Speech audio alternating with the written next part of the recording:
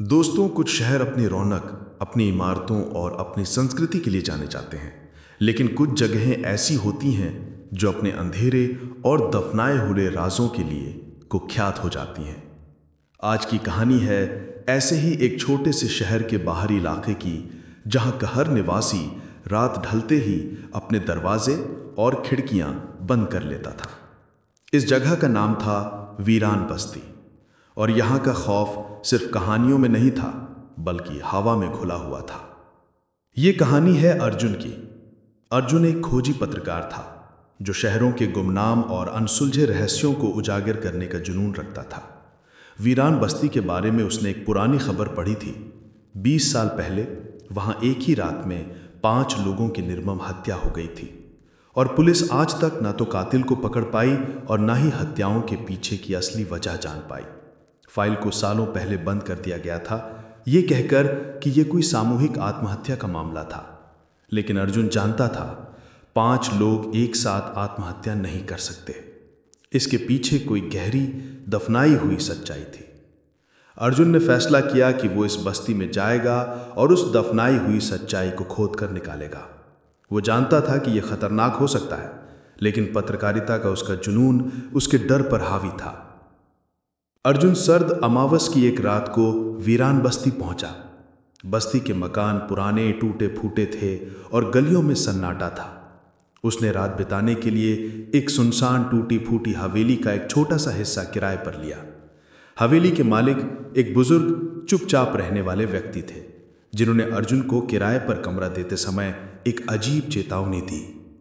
रात 11 बजे के बाद खिड़की से बाहर मत देखना, और दरवाजे पर दस्तक हो तो खोलना मत। जो दफन है उसे दफन ही रहने दो।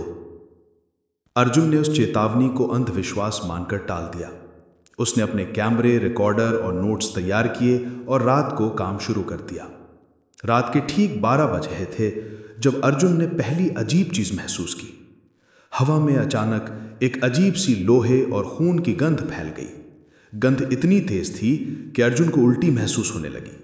उसने तुरंत कमरे के दरवाजे बंद किए और खिड़की की ओर बढ़ा, लेकिन दरवाजा अपने आप जोर से अंदर से जाम हो गया, जैसे किसी अदृश्य ताकत ने उसे रोक दिया हो।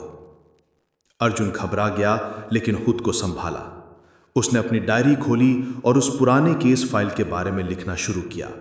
जैसे ही उसकी कलम कागज पर चली, उसे दीवार के पीछे से एक धीमी उदास आवाज सुनाई दी, जैसे कोई रो रहा हो, पर रोने की आवाज के साथ साथ जंजीरों के खिंचने की भी आवाज आ रही थी। अगली रात अर्जुन ने गांव के कुछ पुराने लोगों से बात करने की कोशिश की। सबने उसे टाल दिया, लेकिन एक बुजुर्ग औरत ने डरते डरते बताया कि 20 साल पहले मरने वाले 5 लोग बस्ती के एक बहुत ही अमीर और क्रूर जमींदार के घर में काम करते थे। जमींदार का नाम था रत्नसेन, जो अपनी क्रूरता और काले जादू में विश्वास के लिए जाना जाता था। औरत ने कहा, उन 5 ने जमींदार के किसी भयावह काम को देख लिया था, इसलिए मारे गए। उन्हें जमींदार की हवेली के तहखाने में दफनाया गया था। इस जानकारी ने अर्जुन के पत्रकार वाले जुनून को हवा दी। उसने रात में जमींदार रत्नसेन की पुरानी खंडहर हो चुकी हवेली में जाने का फैसला किया। रात 11:30 बजे अर्जुन हवेली के पास पहुंचा। हवेली अंधेरे में डूबी हुई थी। जैसे ही अर्जुन ने मेन गेट को छूने की कोशिश की, उसे पीछे से किसी के कदमों की आहट सुनाई दी। वो तेजी से गेट के पीछे छिप गया।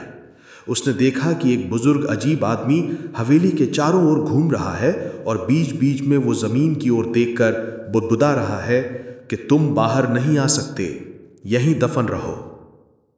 वो बुजुर्ग आदमी कोई और नहीं बल्कि उसी हवेली का मालिक था जिसने अर्जुन को कमरा दिया था। अर्जुन को समझ आ गया था कि वो व्यक्ति कोई साधारण व्यक्ति नहीं है, बल्कि उस सच्चाई का रक्षक है। अर्जुन ने चुपके से हवेली के पीछे से प्रवेश किया। हवेली अंदर से और भी भयानक थी। बीचों बीच एक टूटा हुआ जीना नीचे तहखाने की ओर जा रहा था। अर्जुन ने टॉर्च चलाई और धीरे धीरे नीचे उतरने लगा। तहखाने में सीलन, अंधेरा और भयानक खामोशी थी। अर्जुन ने अपना रिकॉर्डर चालू किया। तहखाने में बीचों बीच एक लोहे का भारी दरवाजा था जिस पर जंग लग चुका था। दरवाजे के पास जमीन पर कुछ मानव हड्डियां बिखरी थीं जो दिखा रही थीं कि यहां कुछ बहुत बुरा हुआ था। अर्जुन ने लोहे के दरवाजे को जोर लगाकर खोला। अंदर एक छोटी सी कोठरी थी। कोठरी के बीचों बीच जमीन में खुदी हुई एक जगह थी और वहां 5 छोटे छोटे मानव कंकाल पड़े थे। ये उन्हीं 5 लोगों के कंकाल थे जिनकी हत्या हुई थी। लेकिन कंकाल अकेले नहीं थे। कंकालों के पास एक पुरानी चमड़े की जिल्द वाली डायरी पड़ी थी।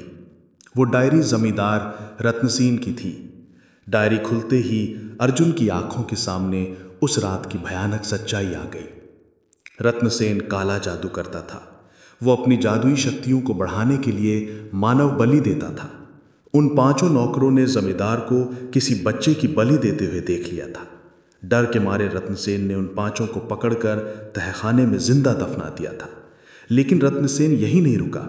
अपनी शक्तियों को सुरक्षित रखने के लिए उसने उन 5 की आत्माओं को कालकोठरी में कैद कर दिया था ताकि वो बाहर न निकल सकें और उसका राज न खोल सके।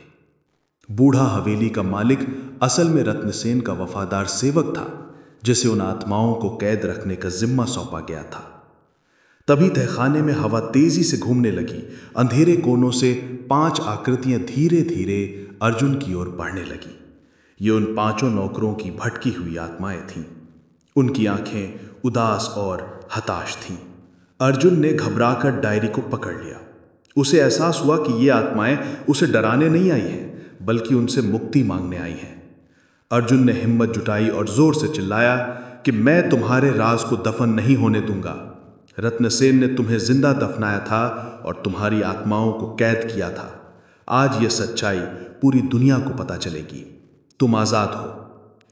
जैसे ही अर्जुन ने सत्य बोला, तहखाने में एक भयानक रोशनी फैल गई। 5 आत्माएं अचानक गुस्से और दर्द के साथ चीखने लगी। उनकी चीख इतनी तेज थी कि अर्जुन के कान फटने लगे। जंजीरों के टूटने की आवाज आई और 5 आत्माएं रोशनी में विलीन हो गईं। लेकिन कहानी यहां खत्म नहीं हुई। अर्जुन ऊपर की ओर भागा।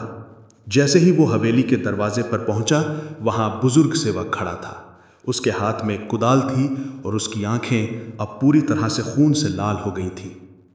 वो सेवक रत्नसेन के काले जादू के प्रभाव में था। उसने अर्जुन पर हमला किया। अर्जुन पत्रकार था, योद्धा नहीं। वो तेजी से भागा। सेवक ने कुदाल से जोरदार वार किया, लेकिन अर्जुन झुक गया। किसी तरह अर्जुन हवेली से बाहर भागा और जंगल की ओर दौड़ पड़ा। सेवक उसके पीछे भागा, चिल्लाता हुआ कि तुम राज नहीं खोल सकते, ये दफनाई हुई सच्चाई है, तुम्हें भी यहीं दफन होना पड़ेगा। अर्जुन तब तक भागता रहा जब तक कि वो शहर की पहली रोशनी तक नहीं पहुंच गया। जब उसने पीछे मुड़कर देखा तो वो बुजुर्ग सेवक अचानक हवा में गायब हो गया था। अर्जुन ने अगले ही दिन ये पूरी कहानी डायरी के सबूतों और रिकॉर्ड किए गए फुसफुसाहटों के साथ पुलिस के सामने रखी। जमींदार रत्नसेन की मृत्यु 15 साल पहले हो चुकी थी, लेकिन उनके अपराध का राज अब खुल चुका था। 5 कंकालों को सम्मान के साथ दफनाया गया। वीरान बस्ती अब भी वीरान है, लेकिन रात में वहां जंजीरों की आवाजें नहीं आती। अर्जुन जानता है कि उसने 5 आत्माओं को मुक्ति दिलाई है, लेकिन ये भी जानता है कि कुछ दफनाई हुई सच्चाइयाँ आज भी उस जगह की हवा में सांस ले रही हैं, और इसीलिए आज भी रात ढलते ही उसे दरवाजे पर होने वाली अजीब दस्तक का खौफ सताता है। याद रखना दोस्तों, कुछ कहानियाँ सिर्फ सुनने के लिए नहीं होती, बल्कि आपको ये बताने के लिए होती हैं कि रात का खौफ अक्सर किसी ने अपने हाथों से दफनाया होता है।